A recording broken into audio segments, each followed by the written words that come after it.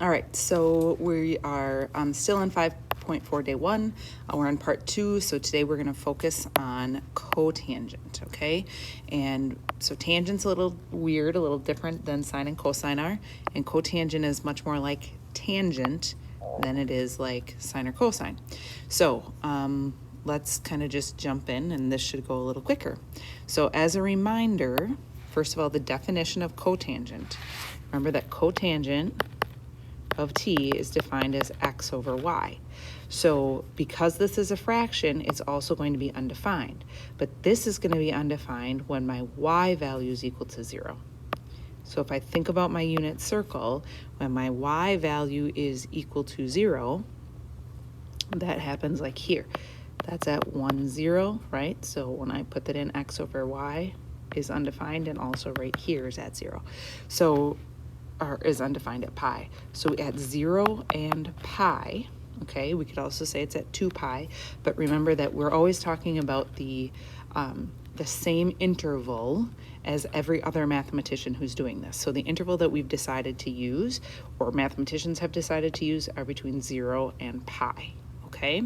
So that means if I'm plugging this stuff in, if I say my x or my t value, right, then my cotangent at 0 is undefined. So what happens at that spot? I'm going to have an asymptote, right? So then if I think of pi over 4, right, this is right here, my pi over 4 is at root 2 over 2, root 2 over 2. So what's the cotangent? Y divided, or x divided by y, there is 1. Good. At pi over 3, it's not great. Here at pi over 3, remember my ordered pair at pi over 3 is at 1/2 root 3 over 2. So if I say x divided by y, that's 1/2 divided by root 3 over 2, or multiplied by its reciprocal, which then gives me 1 over root 3, which of course I would have to rationalize. So that turns into root 3 over 3.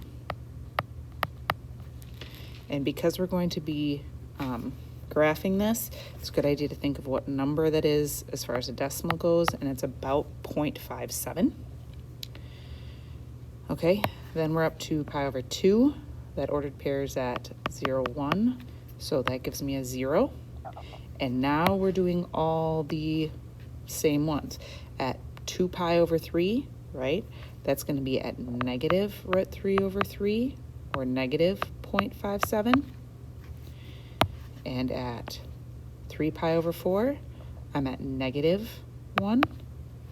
And at pi, I am still undefined. Right. So I'm using those ordered pairs to give me those answers. And again, if I'm going to graph this, I don't think there's a big reason to go more than 4 boxes to pi. So if I call that pi, and then I'm going to say that my asymptotes happen at 0 and at pi. But then remember, we have similar values here. So if I'm going to say, well, where are these? This is really pi over 2. This is really pi over 4. This is really 3 pi over 4. Okay. I don't actually have pi over 3 on this picture, which I could if I made it 6 boxes to pi, but it's not always necessary to do all those things. Like this is kind of what I'd want to see. All right, so at pi over 4, I'm at 1. So I didn't really say that. We could say 1 box is to 1. So at pi over 4, I'm at 1. At pi over 2, I'm back to 0. At 3 pi over 4, I'm at negative 1. So pi over 3 is someplace in the middle here between pi over 4 and pi over 2. And that's going to be at 0.57. So you can kind of see that it like lines up and that these are asymptotes. So this cotangent looks pretty similar to a tangent. It just goes the opposite way. It still has a lot of those same values. It's just going to look a little bit different on my picture. So I already have this from before, what we kind of graphed before. And so if I was going to look at a complete graph of cotangent now, right, the thing that I have to worry about is where are my asymptotes. So again, this is undefined at 0 and at pi. So my asymptotes happen at 0 and at pi. And I can continue those asymptotes, right? Same distance away. And if I plug that in, then pi over 4 is somewhere up here, right? And at 0 and at -1. So it looks very, very similar. It's just sort of opposite as my tangent does. And a lot of times what you'll see is if my picture doesn't go on past 3 pi over 2 there, 3 pi over 2 actually has a value of 0. And so they end up kind of like just drawing the one piece of it, okay, looking like this. So it's not uncommon to see that. All right, but again, as you should have this filled in already, but tangent and cotangent have the period of pi over k, and again, they do not have amplitude. They get stretched, but there is no like top or bottom. All right, so let's practice a cotangent one on the next page. All right, so for number 1 here, this is a fairly easy one. So again, my parent graph here is y is equal to the cotangent of x. So I need to think about that, and as soon as I think cotangent, I think, where is it undefined? Cotangent is undefined at 0 and pi, okay? All right, and then again, I'm thinking of that whole like big idea of the equation where I'm saying like y is equal to h plus, you know, a times the cotangent of k times x minus b. So all of that stuff is connected, okay? And when I look at this picture right here, this equation, y equals -2 cotangent of x, what's the -2 represent? That's my a value. So that's the only thing that changes. So does that affect the asymptotes? No. This simply affects my stretching, and the negative makes it flip. So this basically is, I multiply my y values by -2.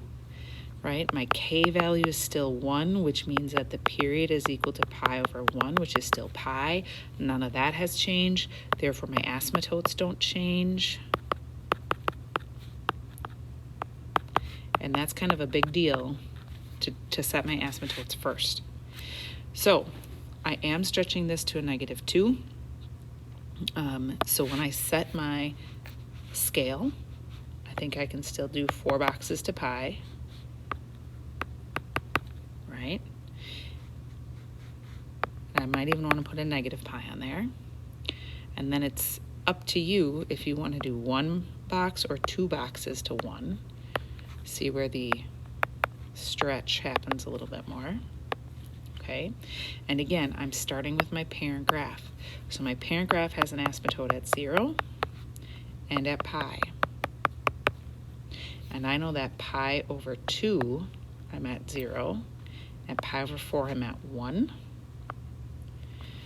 And at 3 pi over 4, I'm at -1. Now, when it looks like this, it's easy to just try to make that a line. Remember, this is a curve that comes through those points and uses my asymptotes. So make sure that you draw that correctly. All right? So my new function, the asymptotes are going to be the same. So again, I'm going to graph more than one period of this. Right? You could do the first one first and then copy it down if you want to. So all I'm doing is taking this y value and multiplying it by -2. So 1 times -2 makes -2. It flips right down here. 0 times -2 is 0. And -1 times -2 is a +2. So I'm still using these asymptotes. Well, that's kind of off. All right, and these asymptotes really go on forever and forever and forever, okay? So I can just redraw them. Kind of comes up like this as my curve and up.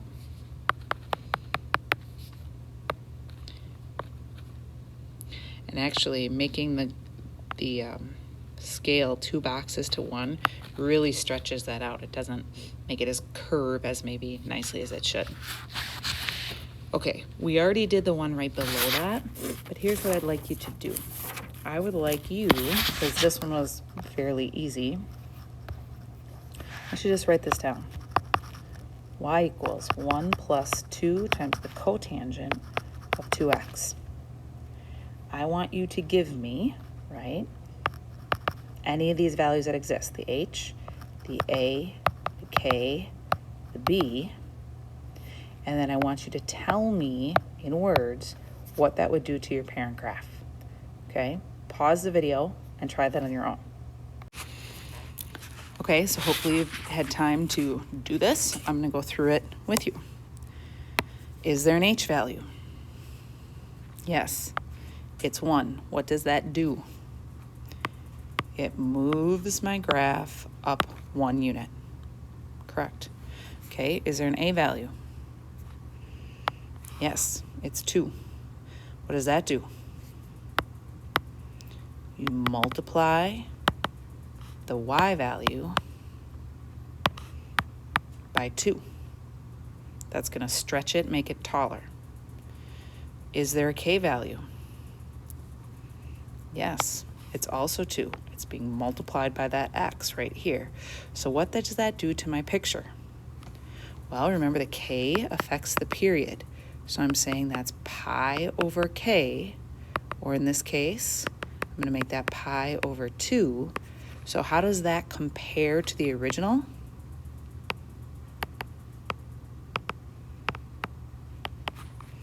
It makes it half as wide. So is that going to affect my asymptotes? Absolutely it is. So what do? I multiply the x values by half. And it does affect asymptotes. Okay. Do I have a b value? Well, that's 0 because there's nothing being added or subtracted there, so there's nothing going on here. Okay, so then my last question for you is, what order would I do these things in?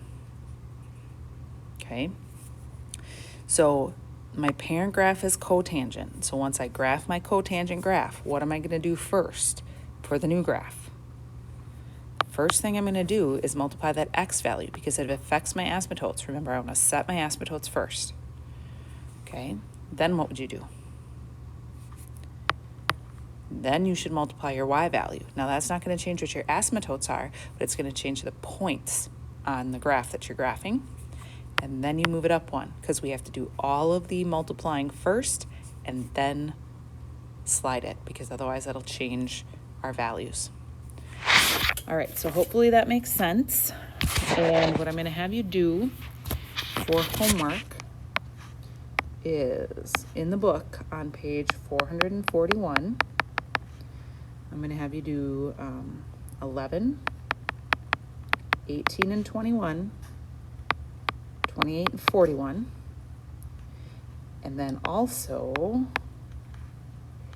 on that sine and cosine graphing review, the one that we did a few problems from yesterday, I also want you to do the rest of that, so 4 through 6 on that. All right, let me know if you have any problems.